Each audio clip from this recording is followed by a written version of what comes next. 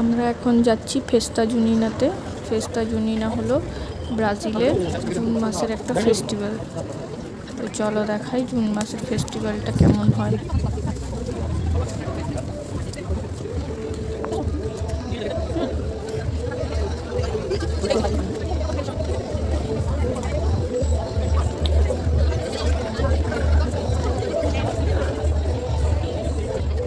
শীতকালে আমাদের ইন্ডিয়াতে যেমন বিভিন্ন জায়গায় মেলার মতো বসে, এটাও সেই ধরনেরই, বিভিন্ন জায়গায় বসে মেলার মতো।